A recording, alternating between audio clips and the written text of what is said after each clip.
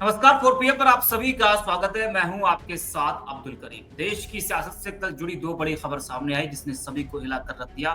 एक तो मुख्यमंत्री योगी आदित्यनाथ से बीजेपी के पूर्व सांसद ब्रजभूषण शरण सिंह ने 3 साल के बाद मुलाकात की। इस मुलाकात की भी चर्चा कल रही और आज भी है।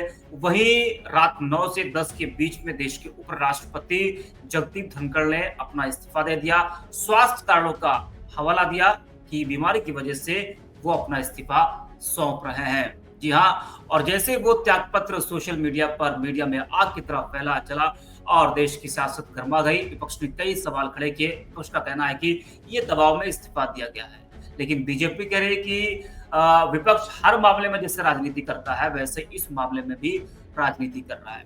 लेकिन कल कई बातें कही गई कि जो धनखड़ जी हैं वो जेपी नड्डा से और भी बीजेपी की तमाम बड़े नेता उनसे नाराज चल रहे हैं। बैठक में भी बीजेपी के जो मंत्री हैं वो शामिल नहीं हुए। बहुत सी वजह वो कही जा रही है। कई लोग तो ये भी कह रहे हैं कि बीजेपी जो है बिहार में अपना मुख्यमंत्री चाहती है, इस वजह से नीतीश जी को बनाना चाहती है उपराष्ट्रपति, है ना। यानी कि इस्तीफे के बाद जितने मुंह उतनी बातें हैं। अब इस्तीफा क्यों दिया गया है? क्या वाकई में स्वास्थ्य कारणों की वजह से दिया गया है या फिर कोई और वजह है? इस पर हम करेंगे चर्चा वरिष्ठ पत्रकार केपी मलिक से। वजह क्या देखते हैं आप इस इस्तीफे के पीछे की वजह? कांग्रेस का एक अलग अपना दावा है। कांग्रेस का कहना है कि जो है नाराजगी थी जेपी नड्डा से, रिजिजू से, तमाम तरह के जो दावे हैं वो कांग्रेस की तरफ से किए जा रहे हैं। और उधर बीजेपी कह रही है कि इस पर केवल राजनीति हो रही है। तो जो ये इस्तीफा आया है अचानक से, इसके पीछे की वजह सर आप क्या देख रहे हैं? देखिए, कल जिस प्रकार से इस्तीफा आया है इस पे सवालिया निशान लगना जरूरी है, क्योंकि इस्तीफा दिया ही इसी प्रकार से गया है। जी। पार्लियामेंट में दिन भर उपराष्ट्रपति और राज्यसभा के सभापति काम करते रहे। कोई ऐसी किसी को आशंका हुई नहीं कि उनके स्वास्थ्य में कोई दिक्कत है। उन्होंने मीटिंग बुलाई 3 बजे, उसमें जो मंत्री थे वो आए नहीं। तो वहां क्या हुआ कि ना रिजिजू साहब आए ना बाकी मंत्री आए, भाजपा के बाकी लोग। एक बार मीटिंग स्थगित हुई, दोबारा मीटिंग हुई। तो ये मेरा जो मानना है, हम जो मान के चल रहे हैं कि जिस प्रकार से लोकसभा को मैनेज बिरला जी के द्वारा किया गया, ये राज्यसभा को उस तरह से मैनेज नहीं कर पाए। और जिस प्रकार से कामयाब रहे मल्लिकार्जुन खड़गे अपने तमाम तथ्यों को पटल पर रखने में, और इन्होंने उसको ढंग से संभाला नहीं। क्योंकि भारतीय जनता पार्टी की रणनीति ये थी कि हमें विपक्ष के लोगों को मौका ही नहीं देना, उनको बोलने ही नहीं देना। तो वो रणनीति लोकसभा में चली और राज्यसभा में नहीं चली। और उसी का नतीजा था, हमें कल ही शंका हो गई थी जब नड्डा जी ने खड़े होकर ये कहा कि आपका कुछ भी रिकॉर्ड में नहीं जा रहा है, मैं जो बोलूंगा वही रिकॉर्ड में। सभापति के ऊपर सवालिया निशान लग जाता है कि सभापति मूक दर्शक बने रहे। सभापति को तत्काल इंटरफेयर करना चाहिए था और कहना चाहिए था ये मेरा काम है, और नड्डा जी को भी उनको नीचे बिठाना चाहिए था। तो तभी आशंकाएं लगने लगी थी हमें कि इस तरह से मामला कुछ बनता जा रहा है, और तत्काल ये हुआ। और मेरे सूत्र तो यहां तक जानकारी दे रहे हैं कि ये इस्तीफा हुआ नहीं है, कराया गया है।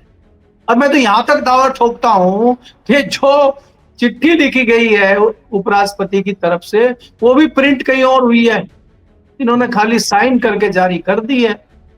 तो इससे आप अंदाजा लगा सकते हैं कि सरकार में क्या हो रहा है, क्या चल रहा है। और अभी तो ये एक शुरुआत भर है। अभी तो आप बिहार इलेक्शन तक बहुत सारी चीजें देखेंगे। जिस प्रकार से राष्ट्रीय स्वयंसेवक संघ और भारतीय जनता पार्टी के बीच में तलवारें खिंची हुई हैं, उसी का नतीजा है कि पार्टी में इस तरह की चीजें आपको दिखाई दी जाती है। दूसरी चीज क्या है कि इनके ऊपर कोई एक विवाद नहीं है, लंबा विवाद है। 2 दिन पहले का अगर आप सुप्रीम कोर्ट का आदेश देखेंगे ईडी का, उसका जो एक्शन हुआ है, कहीं ना कहीं उससे भी सरकार घबरा गई है। सरकार चाहती थी कि इनको हटाया जाए, क्योंकि सबसे अधिक टिप्पणी न्यायालय के खिलाफ, सुप्रीम कोर्ट के खिलाफ इन्होंने ही की थी। इन्होंने न्यायालय को और न्यायाधीशों को कीड़ों का डब्बा बता दिया था और उनकी अलमारी साफ करने का समय आ गया है, इस तरह का बयान दिया था। तो कहीं ना कहीं सरकार ये भी थी कि इनसे हमें और कल को नुकसान ना हो जाए, और जिस प्रकार के ये लगातार बयान देते रहे हैं उससे भी कहीं ना कहीं सरकार को फायदे के बजाय नुकसान ज्यादा कर रहे थे। तो इसको उस तरीके से कह सकते हैं कि इनकी उपयोगिता सरकार में अब समाप्त हो चुकी थी, इसलिए सरकार ने इनसे मुक्ति पाई है, मुझे तो ऐसा लगता है। तो क्या आप सर ये मानते हैं कि जो सुप्रीम कोर्ट और जो लेजिस्लेटिव का मामला चल रहा था उसको लीड भी यही कर रहे थे, तो क्या वो वजह हो सकती है? बहुत सारी वजह हैं, हाँ। बहुत सारी वजह है कि ये भी हो सकता है कि भारतीय जनता पार्टी और उसका शीर्ष नेतृत्व संघ को ये मैसेज देना चाहता हो कि हमारा दबदबा कायम है और हम उपराष्ट्रपति जैसे व्यक्ति को भी हटा दे रहे हैं, हम में ताकत है। ये भी हो सकता है। बहुत सारी आशंकाएं हैं, कौन कौन सी आशंकाएं करें। कल पूरा दिन हाँ। डिफेंस मिनिस्टर राजनाथ सिंह के कमरे में भाजपा के सांसद आते जाते रहे, कोरे कागज पर साइन करते रहे। वो कोरा कागज किसके लिए था? क्या यशवंत वर्मा जो जस्टिस हैं उनके खिलाफ जो महाभियोग लाया जा रहा था उससे संबंधित था? क्या ये महाभियोग लाने में असमर्थ थे? क्या जो चिट्ठी इनको बताई गई थी उसमें कितने सांसदों के साइन थे? क्या मतभेद थे? अब ये चीजें धीरे धीरे खुलेंगी, अभी बहुत सारी चीजें सामने आएंगी।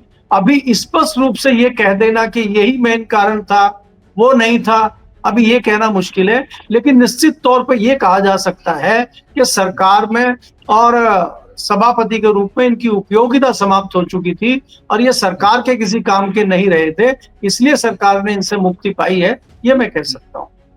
अच्छा, तो सोशल मीडिया पर तो कई तरह की बातें चल रही हैं, व्हाट्सएप पर कई तरह के मैसेज आ रहे हैं। हालांकि उन सभी खबरों पर इतना यकीन करना आसान नहीं है, लेकिन एक बात चल रही है कि बिहार चुनाव से जोड़कर इसको देखा जा रहा है और ये कहा जा रहा है कि जो है नीतीश बाबू को बनाया जाएगा उपराष्ट्रपति और बीजेपी बिहार में अपना मुख्यमंत्री बनाएगी। तो ये जो सर खबर चल रही है इसमें कितनी सच्चाई आप देख रहे हैं? देखिए, भारतीय जनता पार्टी में आज तक का जो रिकॉर्ड हम देख रहे हैं, जिसका नाम चलता है और जो खबरें बाहर आती हैं वो कभी होती नहीं। वो खबरें प्लांट की जाती हैं भ्रमित करने के लिए। इसमें कोई दो राय नहीं है कि भारतीय जनता पार्टी का विशेष फोकस है बिहार पे, और Bharatiya Janata party any how अपनी सरकार बिहार में बनाना चाहती है।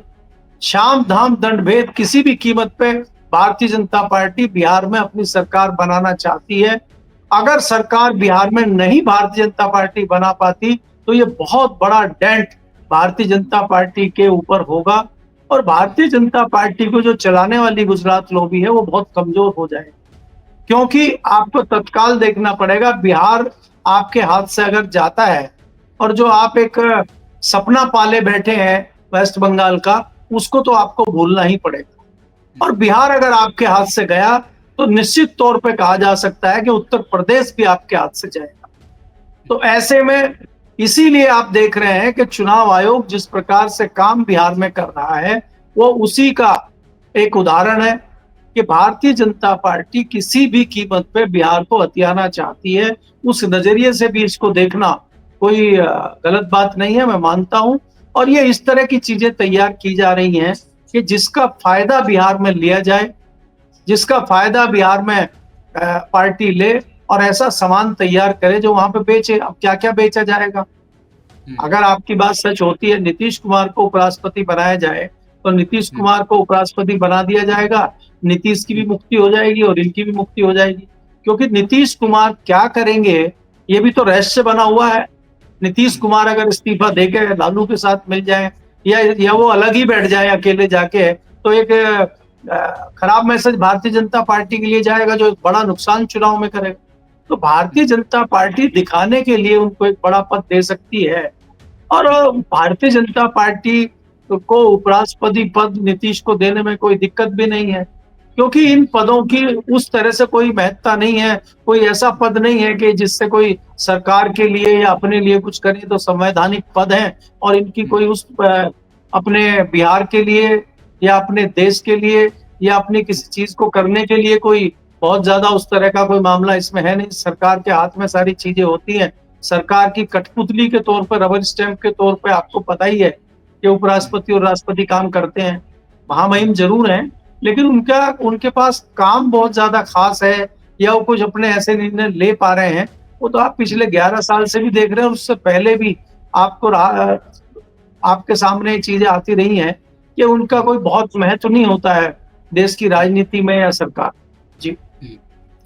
लेकिन सर जिस तरीके से जो इस्तीफा हुआ, तो पुरानी जो बातें हैं वो कही जा रही है कि जो है विपक्ष ने कई बार धनखड़ जी का विरोध किया, और जब एक तस्वीर बहुत ज़्यादा वायरल हुई, जब झुककर वो पीएम नरेंद्र मोदी को प्रणाम करते हैं, नमस्कार करते हैं, तो उस पर भी विपक्ष ने तंज कसा, पक्षपात का आरोप लगाया और कहा कि जो है उनके आचरण से देश की गरिमा को जो है वो नुकसान हुआ है। इस तरह के आरोप विपक्ष ने पहले उनके ऊपर लगाए। अब वही विपक्ष जो है वो कांग्रेस लगातार ये भी मांग कर रही है कि उनको अपने फैसले पर पुनर्विचार करना चाहिए। देखिए, विपक्ष का काम है सरकार के किसी भी फैसले का विरोध करना। हाँ, कल तक जो है अविश्वास प्रस्ताव लेके आ रही थी इन्हीं के खिलाफ कांग्रेस। जी। आज कांग्रेस इनके पक्ष में खड़ी हो गई है। तो विपक्ष का काम यही है कि जो सरकार निर्णय ले रही है उसके उलट खड़ा होना।